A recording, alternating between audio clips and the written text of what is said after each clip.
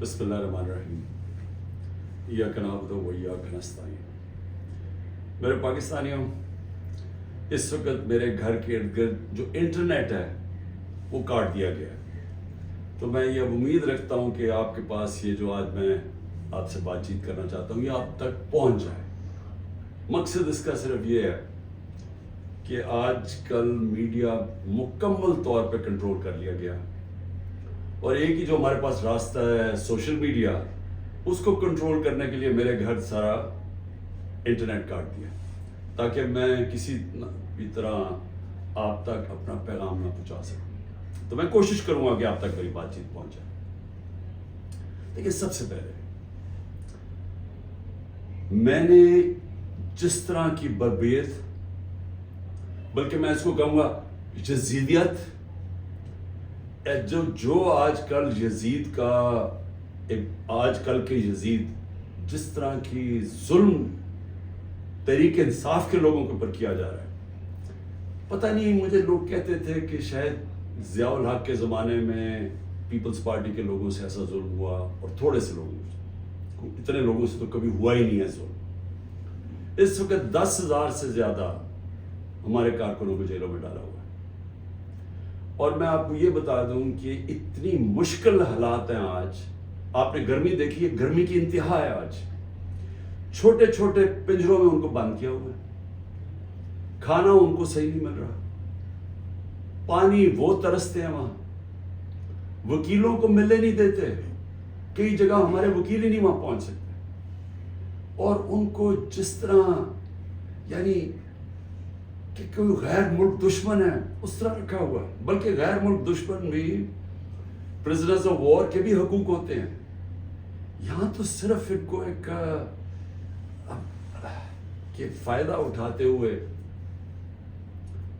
جو corps commander کا گھر جلایا گیا، اس کا فائدہ اٹھاتے ہوئے پہلے سے پلان بنا ہوا تھا، اور میرا جس وقت بھی، یہ میں آپ کو بتا دوں، جس وقت بھی اس کے اوپر انویسٹیگیشن ہوگی یہ ثابت ہو جائے گا کہ یہ پری پلان تھا سب کچھ۔ سو اس لیے اس کے فائدہ اٹھاتے ہوئے ایک ایسا کریک ڈاؤن ہے جو میں نے پاکستان کی تاریخ میں کبھی نہیں دیکھا۔ صرف یہی نہیں کہ صرف تحریک انصاف کے کارکنوں کو اندر ڈالا ہے، سپورٹرز کو، سوشل میڈیا کے لوگ جو اپنے طور پر پارٹی میں بھی نہیں، جو پی ٹی آئی کے لیے ٹویٹ کرتے تھے، ان کو بھی اندر ڈال دیا، ساری لیڈرشپ اندر ڈالی ہوئی ہے، اور نکلنے کا صرف ایک طریقہ ہے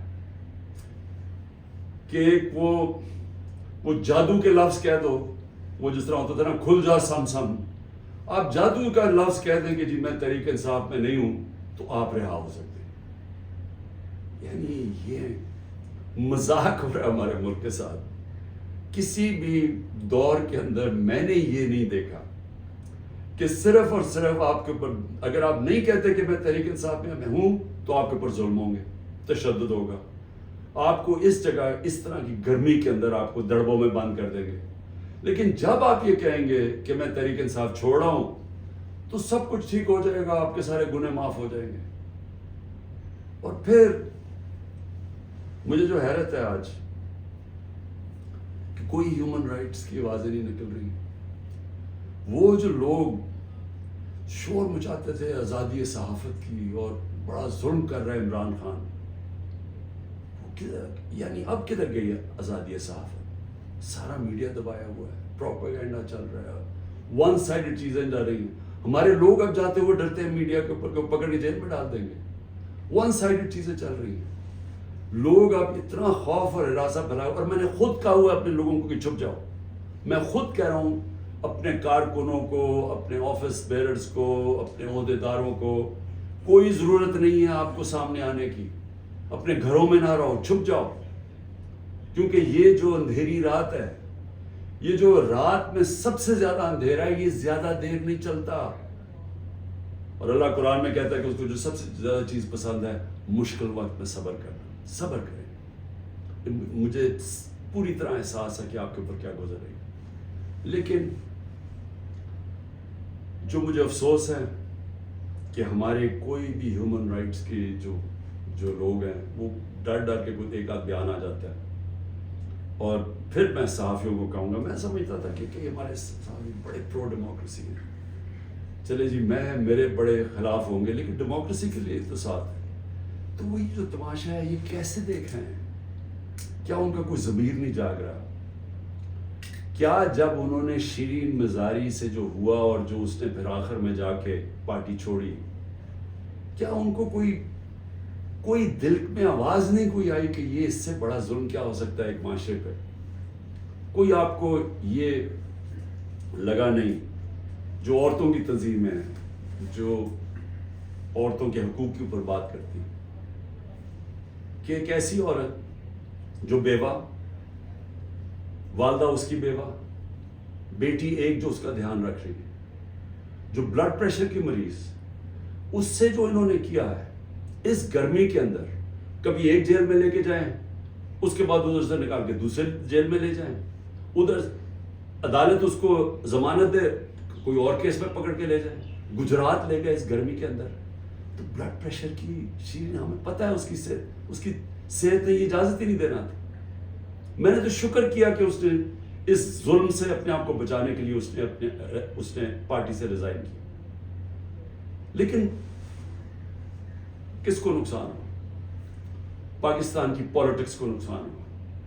شیرین ہماری ٹاپ پارلیمنٹیرین تھی، میری کیبنٹ کے اندر وہ منسٹر تھی جو جس طرح وہ پڑھ لکھ کے ایک ایشو کے اوپر آتی تھی، کوئی اور کیبنٹ منسٹر، ایک ہماری ڈاکٹر ثانیہ تھی کہ اتنی محنت کر کے کبھی کیبنٹ میٹنگ میں نہیں آئی جو شیرین آتی تھی.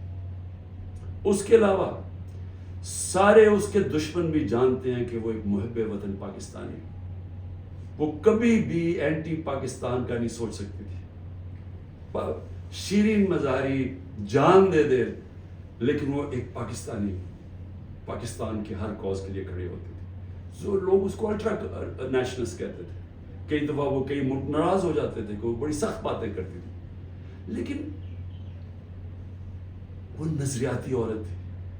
تو اس سے نقصان تحریک انصاف کو تو چلے ہوا، لیکن پاکستان کی سیاست کو اور جمہوریت کو نقصان پہنچا.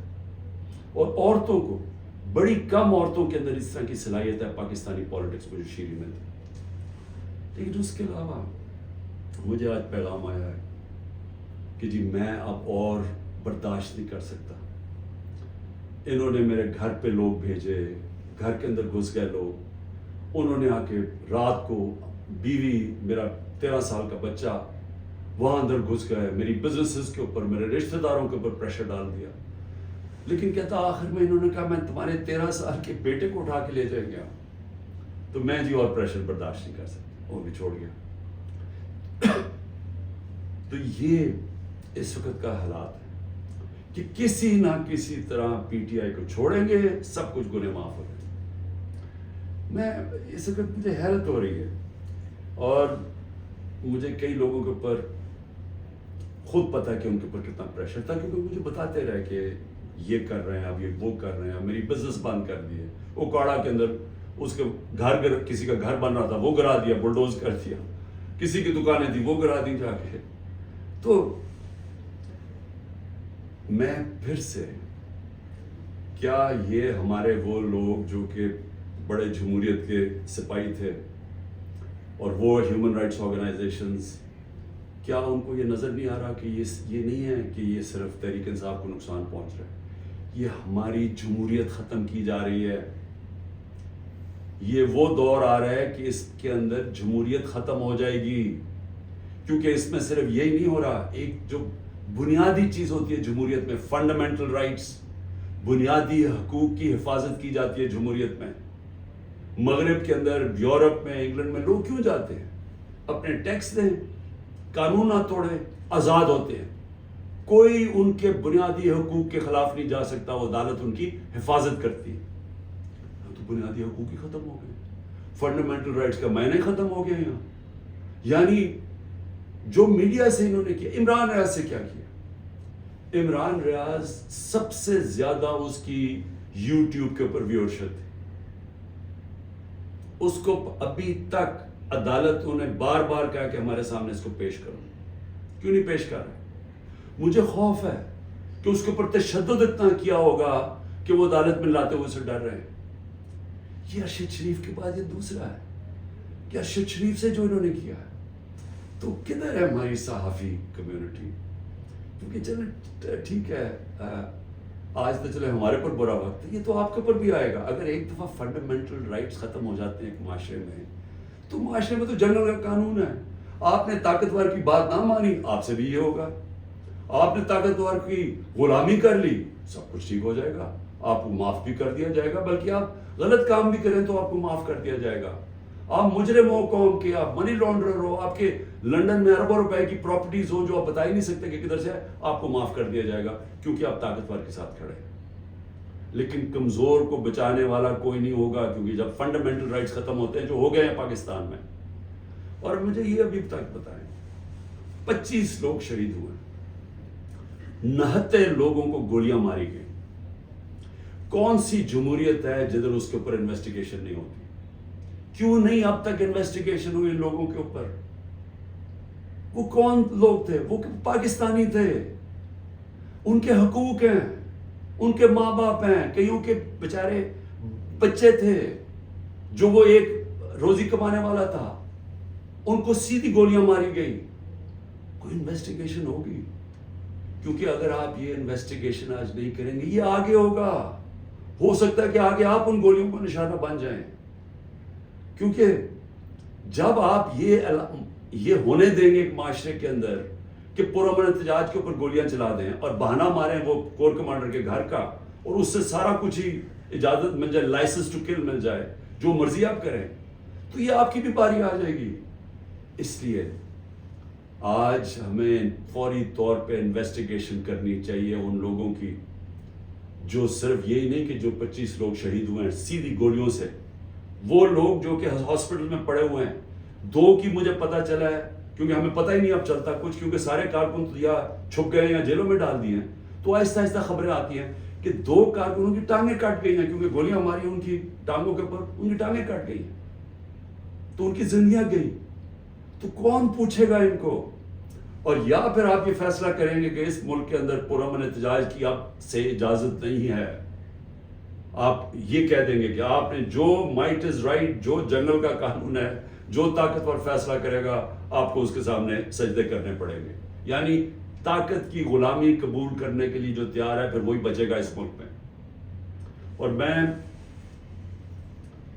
آج یہ ضرور کہنا چاہتا ہوں کہ یہ جو سب کچھ ہو رہا ہے اس کے پیچھے کیا ہے؟ یہ کیوں ہو رہا ہے سب کچھ؟ یا تو چلے یہ سب کچھ ہو رہا ہو اور پاکستان کو اس سے کوئی فائدہ ہو رہا ہو، یا اس سے کوئی ملک چینج آ جائے، یا اس سے ایک دم یہ ہو، یہ جو ہمارے لوگوں کو چینج کر رہے ہیں، وہ پالیٹکس چھوڑ رہے ہیں، پی ٹی آئی کے لوگ جو میں پالیٹکس چھوڑ رہا ہوں، وہ پریشر کے اندر سارے ہاتھ کھڑے کر رہے ہیں، تو کیا اس سے یہ ہوگا کہ پارٹی ختم ہو جائے گی؟ جو بھی یہ سوچ رہا ہے، جس کی بھی یہ سوچ ہے، خدا کے واسطے اپنا ذہن کو، اپنا ہیڈ ایگزامن کرواؤ، سوچو اس کے اوپر کہ آپ کیا کر رہے ہیں. کبھی آئیڈیا بھی مارا جاتا ہے ظلم سے، یعنی کبھی ایک نظریہ بھی اس طرح ختم ہوتا ہے. یہ جانوروں اور انسانوں میں فرق ہے. بھیڑ بکریوں کو آپ ڈنڈے ماریں وہ سارا اس طرف لگ جائیں گے جدھر آپ چلائیں گے، لیکن یہ انسان ہے. اور جب انسانوں کے اندر ایک آئیڈیا آ جاتا ہے آزادی کا، وہ آپ ختم کر ہی نہیں سکتے. آپ جتنا مرضی ظلم و تشدد کریں، یہ آئیڈیا ختم نہیں ہونے لگا. اگر یہ آئیڈیا ختم ہونا ہوتا تو مقبوضہ کشمیر میں آج وہ ہاتھ کھڑا کر کے اور آرام سے چپ کر کے قبول کر لیتے ہندوستان کی غلامی. 1 لاکھ سے اوپر کشمیری شہید ہو چکا ہے. کشمیریوں کے اوپر جو ہم آج ہمارے پہ ظلم ہو رہا ہے، یہ کشمیری 30 سال سے ہو رہا ہے ان کے اوپر. ان کے بھی گھروں میں گھس جاتی ہے رات کو پولیس، لوگ اٹھا کے لے جاتے ہیں، نوجوانوں کو اٹھا کے لے جاتے ہیں، جیلوں میں ڈال دیتے ہیں. ان کو بھی کوئی پوچھنے والا نہیں ہے، ان کے بھی کوئی فنڈامنٹل رائٹس نہیں ہیں. ان کے سارے لیڈروں کو بند کر دیا ہے، وہاں بھی میڈیا کے اوپر کنٹرول کیا ہوا ہے. لیکن جس وقت موقع ملے گا کشمیریوں کو اپنی آواز سنانے کا، ایک آواز سے سارا کشمیری کہے گا آزادی. ایک بات سے کہیں گے آزادی. انہوں نے جتنی بربریت کی ہے ہندوستان نے وہاں، اس کا کیا ہوا ہے؟ اس کا نتیجہ یہ ہوا ہے کہ جو پرو انڈین پولیٹیشین تھے وہی ختم ہو گئے ہیں. اب جو انڈیا کی بات کرتا ہے اس کو کوئی ووٹ ہی دینے کے لیے نہیں تیار. تو بجائے وہ ان کو یعنی کامیاب ہونے کے، انہوں نے اور ہی کشمیری لوگوں کو آزادی کی طرف دھکیل دیا. یہی ہو رہا ہے پاکستان میں. آپ جتنا مرضی کریں گے، کبھی کوئی پارٹی جس کا جب ووٹ بینک بن جاتا ہے، جو آج ماشاءاللہ تحریک انصاف کا بن گیا ہے، ان حربوں سے اس کو آپ ختم نہیں کر سکتے. یہ بڑھتی جائے گی یہ پارٹی. لوگوں کے اندر غصہ ہے، یہ جو دیکھ رہے ہیں تماشا. کیا لوگ بیوقوف ہیں؟ ان کو نظر نہیں آ رہا کیا ہو رہا ہے؟ آپ بشک میڈیا کے اوپر جو مرضی کنٹرول کر لیں. لوگ جب مجھے ابھی بھی یاد ہے جب ذوالفقار علی بھٹو کے ایوب خان کے دور میں جب اس کے اوپر سینسرشپ تھی، تو ہم اس کا ایک ایک فقرہ ڈھونڈا کرتے تھے. 2 لائنیں بھی ہوتی تھی. وہ اس وقت پاکستان ٹائمز یا وہ نوائے وقت ہوتا تھا یا جنگ ہوتا، ایک ایک فقرہ ڈھونڈتے تھے اس کا کہ وہ کیا کیا اس نے. لوگ اور اب سوشل میڈیا کا زمانہ ہے، تو اب آپ کیسے بند کریں گے؟ لوگوں کو تو انفارمیشن اب مل رہی ہے. لوگوں کو تو یہ پتہ چل گیا کہ یہ سارا سٹیج مینج تھا، یہ پوری کانسپریسی کی ہوئی تھی، پری پلان بنا ہوا تھا. اب اس کے اندر کئی رائے ہیں کہ آئی بی نے کیا یا ایم آئی نے کیا. اس کے اندر تو سوشل میڈیا پہ اب چل رہی ہیں چیزیں.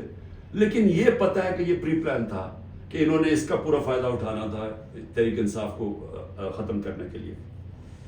میرا صرف ایک پوائنٹ ہے کہ جو نظریے کو ظلم اور یزیدیت سے ختم کرنے کی کوشش کر رہے ہیں، ان کو ہیومن نیچر کا بھی نہیں پتا، ان کو انسانی تاریخ کا نہیں پتا، ان کو انسانی موومنٹس کا نہیں پتا. انہوں نے جب ایران کے اندر انقلاب آیا تھا وہاں بھی بڑی بربریت ہوئی تھی، انہوں نے بڑا ظلم کیا تھا ان لوگوں کے اوپر، لیکن نہیں روک سکے تھے. اس کو کوئی روک نہیں سکتا. میری یہ بات مان لیں، اس وقت یہ سارے لوگوں کو آپ پکڑتے جائیں، ہمارے سارے پارٹی کے، اور میں ویسے آج سلام کرتا ہوں ان لوگوں کو کہ اتنے پریشر کے باوجود ہماری لیڈرشپ کھڑی ہے. آج کہتی نہیں ہم تحریک انصاف میں ان کو خاص طور پہ سلام کرتا ہوں، کیونکہ مجھے پتہ ہے ان کے اوپر کیا گزر رہی ہے. لیکن فرض مان سارے بھی چھوڑ دیتے ہیں تحریک انصاف کو. میں آج آپ کو کہہ رہا ہوں، جس کو میں پی ٹی آئی کا ٹکٹ دوں گا وہ انشاءاللہ جیتے گا. اور وہ اس لیے جیتے گا کہ لوگ فیصلہ کر بیٹھے ہیں. مجھے یہ بتائیں، کبھی ہوا ہے پاکستان کی تاریخ میں کہ پی ڈی ایم پارٹیز کے ساتھ اس وقت اسٹیبلشمنٹ جڑی ہوئی ہے، ان کے ساتھ الیکشن کمیشن جڑی ہوئی ہے، ان کے ساتھ آئی بی اور ایف آئی اور ساری ایجنسیز جڑی ہوئی ہیں، ان کے ساتھ سارا جو گورنمنٹ کا یہ جو کیئر ٹیکر گورنمنٹس ہے، یہ پوری طرح کبھی ہوا ہی نہیں ہے. Care taker government funds in کو دے رہی ہیں، سب کچھ ان کی مدد کر رہی ہیں. پھر کیوں الیکشن سے بھاگ رہے ہیں؟ یعنی جب کبھی سنا پاکستان کی تاریخ میں کہ پوری حمایت ہو اسٹیبلشمنٹ کی، اداروں کی، سب کی، الیکشن سے بھاگ رہے ہیں کیونکہ ووٹ بینک ان کا ختم ہو گیا ہے. پولیٹیکل پارٹی تب ختم ہوتی ہے جب اس کا ووٹ بینک ختم ہوتا ہے. ان کا ووٹ بینک ختم ہے. آپ اس گھوڑے کے اندر جتنی مرضی پھونک بڑھتے رہیں، اس نے گرنا ہی ہے. جب ریس میں کھڑا ہوگا یہ گر جائے گا. اور تحریک انصاف کو آپ نہیں ختم کر سکتے. لیکن جو میں تیسری بات کرنا چاہتا ہوں، لیکن مجھے اپنے ملک کے اوپر خوف آ رہا ہے. عمران خان کو باہر کرتے کرتے یہ تو ہمارا ملک تباہ کر رہے ہیں. کوئی سوچ رہا ہے کہ معیشت کس طرف جا رہی ہے. کوئی اب تنخواہ دار طبقے سے کسی نے پوچھا اب یہ بل آئیں گے بجلی کے، ان سے ذرا پوچھا کہ وہ کیسے بل دیں گے. کبھی کسی نے پوچھا ہے کہ جو 100 روپیہ تھا ہمارے دور میں جب ہم چھوڑ کے گئے، وہ صرف 50 روپے اس کی قیمت، خریدار قیمت رہ گئی ہے. تو اس مہنگائی کے اندر کسی نے پوچھا ہے کہ اس ملک کا کمزور طبقہ کیسے گزارا کر رہا ہے. کمزور طبقہ چھوڑے، میں تنخواہ دار طبقے کی اب بات کر رہا ہوں جن کو اچھی خاصی تنخواہیں ملتی ہیں. وہ سوچے وہ کیسے گزارا کر رہے ہیں. اور سوچا ہے کہ اس وقت ہمارے جو پروفیشنلز ہیں جو دنیا میں کہیں بھی نوکری کر سکتے ہیں، 9 لاکھ پروفیشنل ملک چھوڑ کے چلے گئے. اس کی کوئی اندازہ ہے کہ یہ کتنا بڑا نقصان ہے. اگر پاکستان میں ہم نے شوکت خانم کینسر ہاسپٹل بنایا تھا، اور آپ سارے عرب دنیا میں چلے جائیں، وہاں اگر آپ کو کینسر ہاسپٹل ملے گا تو سارا باہر سے لوگ، ان کے جو سٹاف ہے، جو آنکولوجسٹ ہیں، جو کینسر اسپیشلسٹ، سب باہر سے آئے ہوئے ہیں. پاکستان میں کیوں ہم بنا سکے انٹرنیشنل کیلیبر کا ہاسپٹل؟ کیونکہ کوالیفائڈ پاکستانی باہر سے آئے تھے یہاں کام کرنے کے لیے. اب وہ لوگ باہر جانے کا سوچ رہے ہیں. 10% ہمارے کنسلٹنٹ چھوڑ کے جا رہے ہیں. اور اگر یہ میں اپنی انسٹیٹیوشن کی بات کر رہا ہوں تو مجھے بتائیں باقی جگہ کیا ہو رہا ہوگا.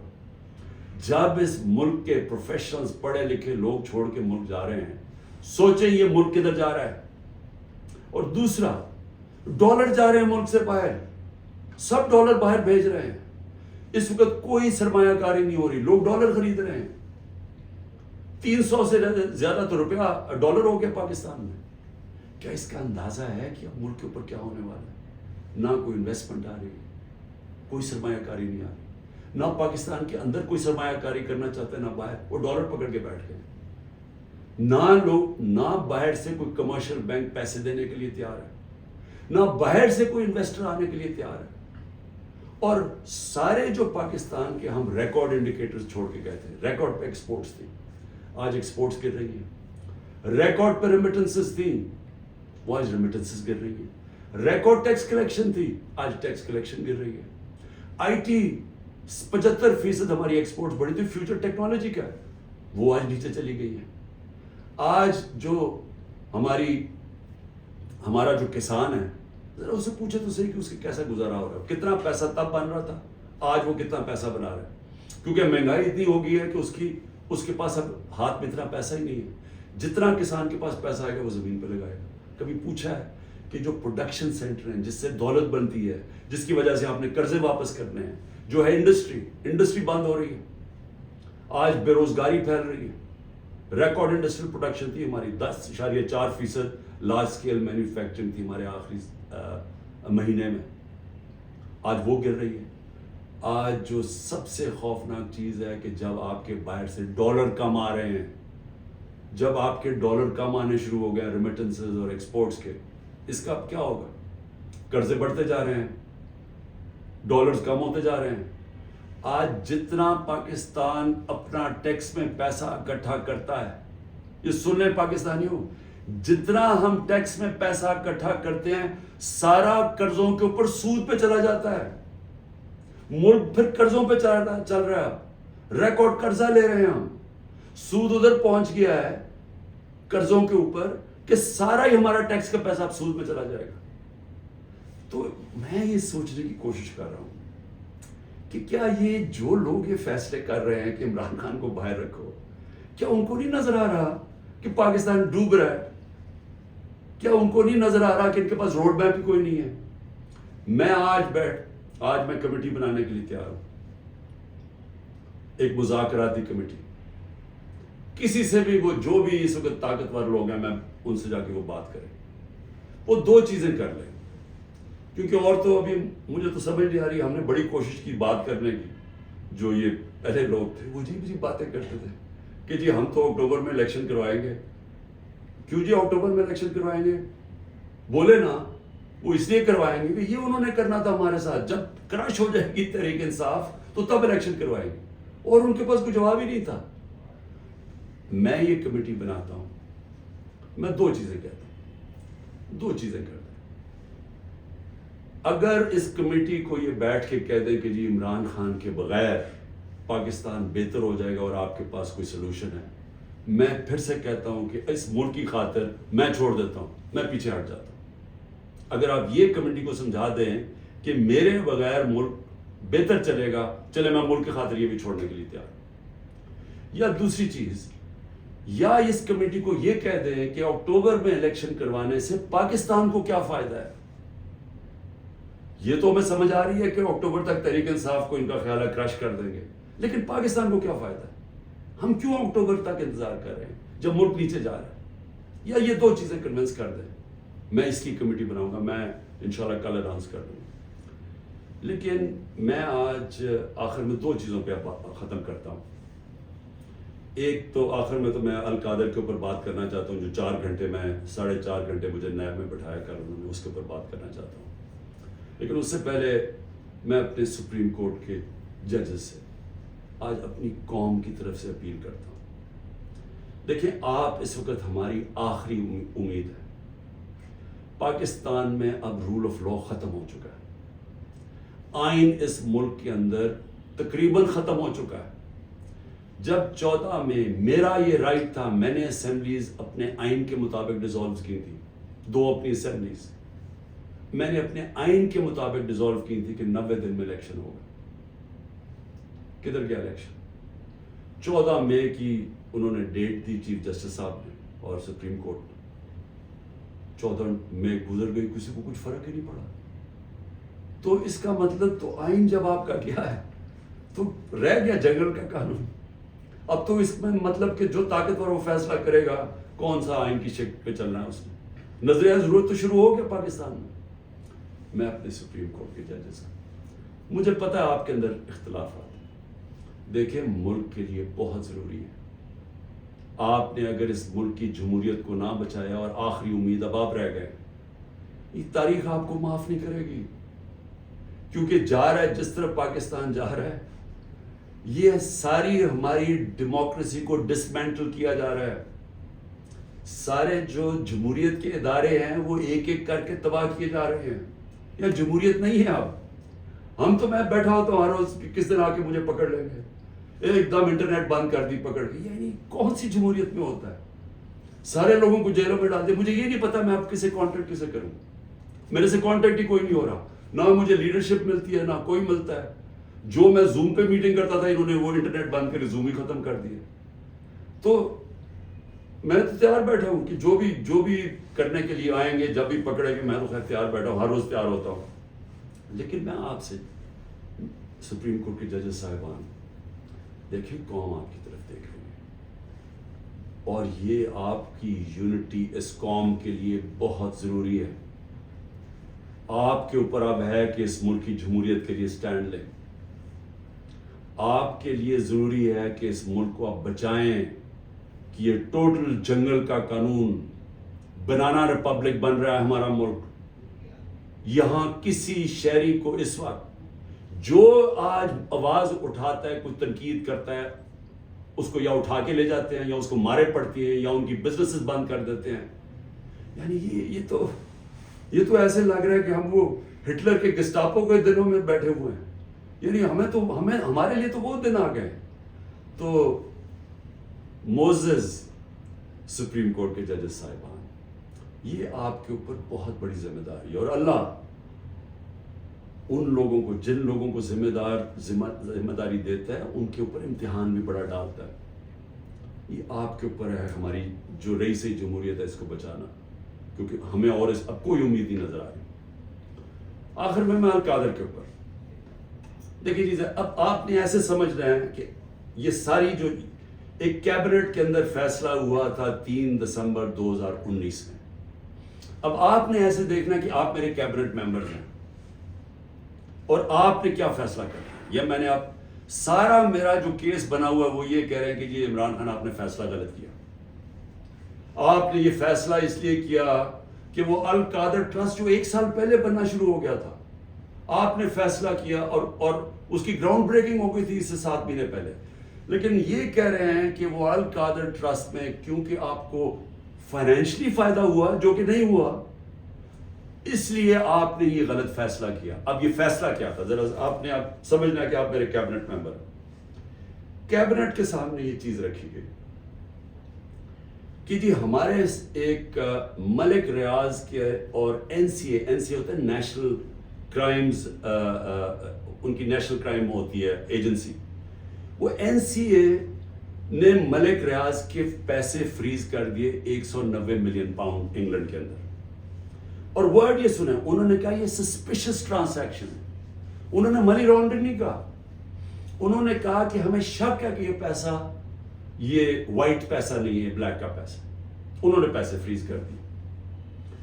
ملک ریاض اور این سی اے کے بیچ میں ایک اگریمنٹ ہو جاتی ہے، ان کے وکیل اگریمنٹ کر لیتے ہیں، اس اگریمنٹ کے تحت یہ فیصلہ ہوتا ہے، ملک ریاض کہتا ہے کہ یہ جو 190 ملین پاؤنڈ ہے یہ میں پاکستان میں جو میں نے سپریم کورٹ کو وعدہ کیا تھا، جو میرے پر جرمانہ لگا تھا، میں یہ اس اکاؤنٹ پہ ڈالنا چاہتا ہوں سپریم کورٹ کے۔ ہماری کیبنٹ کے سامنے اب یہ آتا ہے کہ آپ کے پاس 2 چوائسز ہیں، اگر آپ اس کو یہ اگریمنٹ کو کانفیڈینشل رکھیں گے، یعنی آپ کیبنٹ کے اندر کھولیں گے نہیں، کیونکہ انہوں کا یہ تھا کہ جب کیبنٹ میں اگریمنٹ کھلے گی تو وہ پبلک ہو جائے گی، کیونکہ کیبنٹ کے منٹس پبلک ہو جاتے ہیں. تو انہوں نے کہا کیونکہ وہ پبلک ہو جائے گی اس لیے ہم اس کو کانفیڈینشل رکھتے ہیں، لیکن اگر عدالت کھولنا چاہے تو وہ کھول سکتی ہے، یا کوئی ایجنسی نیب کوئی کھولنا چاہے کھول سکتی ہے. یہ تھی اگریمنٹ. لیکن اگر آپ یہ نہیں مانتے، آگے ذرا غور سے سنیں، اگر آپ اس کو کانفیڈینشل نہیں رکھتے تو آپ کو پاکستان کی گورنمنٹ کو برطانیہ کے اندر جا کے کیس کرنا پڑے گا کہ یہ جو 190 ملین پاؤنڈ ہے یہ پاکستان سے منی لانڈرنگ ہو کے گیا ہے، اور آپ کو ثابت کرنا پڑے گا کہ یہ پاکستان سے منی لانڈرنگ ہوئی ہے. اب سمجھ گئے؟ اب اگر آپ یہ کیس ہار گئے تو یہ پیسہ انگلینڈ میں رہ جائے گا، یہ آپ کا 190 ملین پاؤنڈ چلا جائے گا، یہ انگلینڈ میں رہ جائے گا. تو اگر آپ کو کیس جیت جاتے ہیں تو پھر وہ پاکستان میں آئے گا، اور وہ دوسری ماد میں آئے گا. وہ آئے گا اس ماد کے اندر کہ یہ جو سپریم کورٹ کی جو اکاؤنٹ ہے اس میں نہیں جائے گا، وہ گورنمنٹ آف پاکستان کو آ جائے گا منی لانڈرنگ. اب کیبنٹ کے اندر ڈسکشن کیا ہوتی ہے؟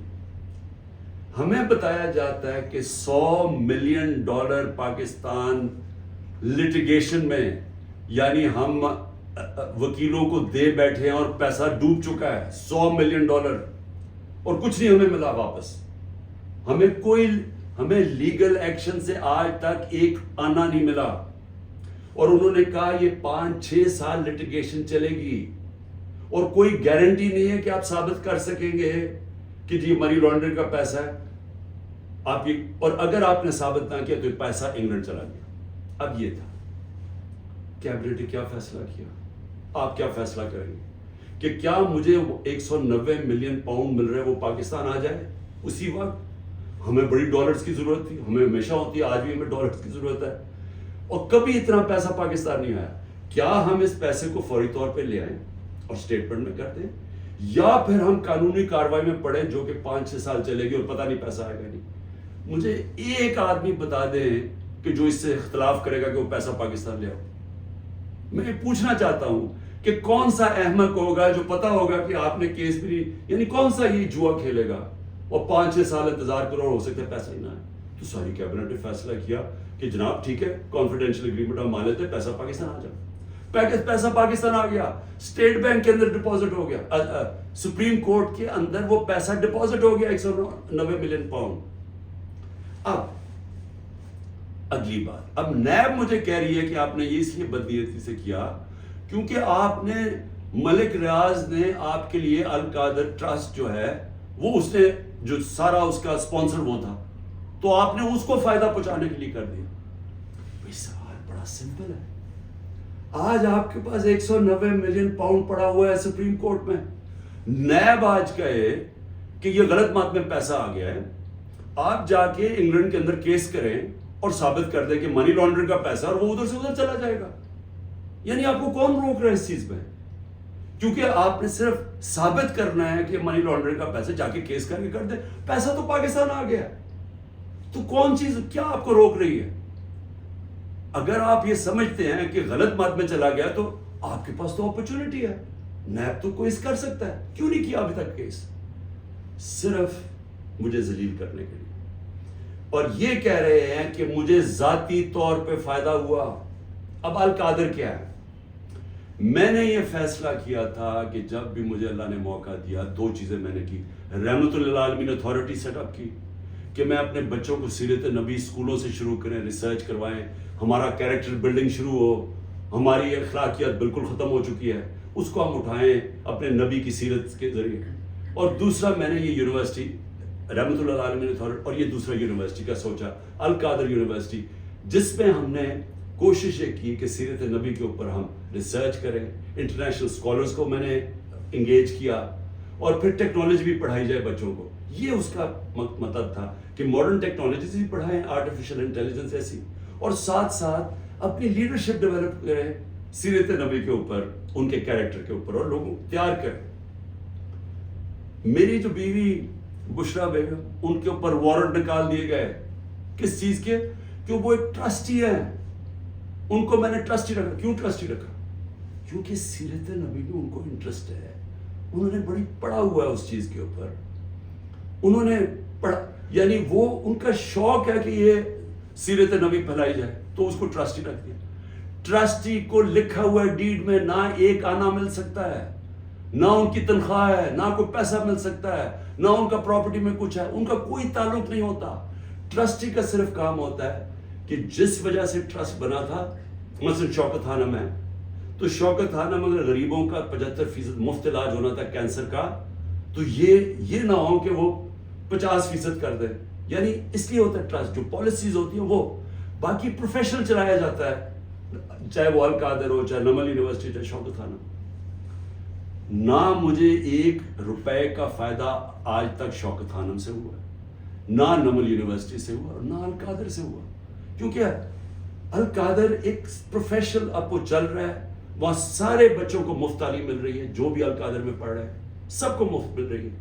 اور ان کو جس طرح میں نے آپ کو کہا کہ اس کا مقصد کیا, یہ کہہ رہے ہیں نیب کہ مجھے ذاتی طور پہ فائدہ ہوا. کدھر؟ اچھا کیونکہ پیسے کا تو کوئی بتا نہیں سکتے, مجھے کیا پیسے کا فائدہ ہوا؟ تو کہہ رہے نہیں, سیاسی طور پہ آپ کو فائدہ ہوا, کہ جس طرح القادر سے میری سیاست چل گئی. یہ ہے کیس. میں صرف آپ کو بتانا چاہتا تھا کہ اتنا پروپیگنڈا ہو رہا ہے, لوگوں کو بتا. 4.5 گھنٹے مجھے نیب میں بٹھایا, اور بار بار یہی پوچھتے رہے کہ جی دیکھیں آپ کو تو اس سے بڑا فائدہ ہوا ہے. اور ملک ریاض کو آپ نے کیوں کیا؟ بھئی ملک ریاض کو اس لیے کیا کہ پاکستان کے سب سے بڑا بلڈر ہے وہ ہے ملک ریاض. اور ملک ریاض میرا کیا انٹرسٹ تھا, وہ اس کے پاس جو موبلائزنگ ایکوپمنٹ ہے وہ سب سے تیزی سے کام کرتا ہے. یعنی وہ اگر آپ اسے کہے کوئی اتنی تیز کام نہیں کرتا جتنا ملک ریاض کی کنسٹرکشن کرتی ہے. میرا انٹرسٹ کیا تھا کہ وہ جلدی سے سیٹ اپ ہو القادر, جتنی جلدی سیٹ اپ ہو, اور میں اگر پرائم منسٹر تھا میں ان کو فائدہ پہنچا سکوں, انٹرنیشنل اسکالرز لا سکوں ہوتے وہ اس وقت. میرا تو صرف یہ انٹرسٹ تھا. اور مجھے اس سے کیا انٹرسٹ ہے, جس طرح ہر سال شوکت خانم میں 9 ارب روپیہ اکٹھا ہوتا ہے, تو کیا وہ میری ذات کے لیے ہو رہا ہے؟ اس لیے میں چاہتا تھا کہ میں آپ کو کلیئر کر دوں کہ جس طرح کی کوششیں کی جا رہی ہیں, اور مجھے جو انہوں نے پکڑا تھا نیب میں وہ اتنی بدنیتی تھی کہ انہوں نے 28 کو ایک دم میری جو انکوائری کو انویسٹیگیشن میں بدل دیا. مجھے انکوائری رپورٹ ہی نہیں دکھائی, اور 28 کو انکوائری سے انویسٹیگیشن کرتے ہیں, 1 تاریخ کو میرا وارنٹ نکال دیتے ہیں, اور مجھے پتہ ہی نہیں ہے کہ قانون کہتا ہے کہ انکوائری میں میرا جواب آنا چاہیے. اور جس دن میں اٹھاتے ہیں مجھے وہاں سے رینجرز آ کے مجھے جس آپ کے سامنے جو طریقہ انہوں نے اختیار کیا مجھے اٹھانے کا, اس دن میں بیل لینے کے لیے بیٹھا ہوا تھا, کیونکہ ہمیں اخباروں سے پتا چلا کہ انہوں نے انویسٹیگیشن کر دیا. کوئی انصار عباسی کا آرٹیکل آیا 30 اپریل کو, تب ہمیں پتا چلا کہ انہوں نے انویسٹیگیشن کر دیا. میرے وکیل نے لکھا لاہور اسلام آباد ہائی کورٹ کو, یہ کیا مذاق ہو رہا ہے. تو میں اس دن اسلام آباد ہائی کورٹ اس پہ جا رہا تھا عدالت میں, جب انہوں نے ادھر سے اغوا کر کے باہر لے گئے اور پکڑ کے. جب میں جب جیل میں پہنچا تو پہلے ہی دفعہ تب انہوں نے مجھے انکوائری رپورٹ دکھائی. تو یہ تھا سارا ڈرامہ. میں نے کہا آپ سب کو بتا دوں. آخر میں اپنی ساری قوم کو کہنا چاہتا ہوں کہ دیکھیں یہ جو برا وقت ہے یہ ایک اللہ کا نظام ہے, اس میں ہمیں صبر کرنا چاہیے. کوئی ہمیں اس میں دل برداشتہ نہیں ہونا چاہیے. قوموں کی زندگیوں میں یہ مشکل وقت آتے ہیں, اور کئی میرے لوگ بہت مشکلوں سے گزر رہے ہیں, لیکن باقی ساری قوم کو میں ایک چیز کہنا چاہتا ہوں, اپنے ذہن میں ڈال لیں کہ اس طرح کی غلامی, یہ شذیدیت, اس طرح کی غلامی کو قبول کرنے سے بہتر ہے مر جاؤ. اللہ نے آزادی کو کیوں اتنا بڑا رتبہ دیا؟ کیوں جو انسان اپنی آزادی کے لیے لڑتا ہے اللہ نے اور مرتا ہے تو اس کو شہید کہتا ہے, اور جو بچتا ہے اس کو غازی کہتا ہے. پیغمبروں کے بعد شہید کا سب سے بڑا رتبہ ہے. کیوں ہے؟ کیونکہ اللہ نے آپ کو بتایا ہے کہ انسان آزاد میں نے پیدا کیا ہے, لا الہ الا اللہ. وہ کسی انسان کی غلامی کے لیے نہیں, اس نے ہمیں پیدا کیا. یہ جو ہمیں غلامی کروا رہے ہیں کہ پکڑ کے جناب وہ دبا کے, گلا دبا کے, اور کہیں کہ جناب میں تحریک انصاف چھوڑ رہا ہوں, اس لیے نہیں پیدا کیا. اور قوم جب ظلم کے سامنے سر جھکا دیتی ہے، خوف کے بت کے سامنے جھک جاتی ہے، وہ قوم تباہ ہو جاتی ہے۔ اس لیے حوصلہ رکھنا ہے۔ آپ کا کپتان جب تک اس کے اندر خون ہے وہ کھڑا ہے، آخری گیند تک لڑنے والا کیپٹن ہے آپ کا۔ ہار ماننے کا سوال پیدا ہی نہیں ہوتا۔ جو بھی یہ کریں گے میں اس کے لیے تیار ہوں۔ اسی قوم کو بھی میں یہ کہنا چاہتا ہوں کہ آپ نے کسی صورت ہار نہیں ماننی۔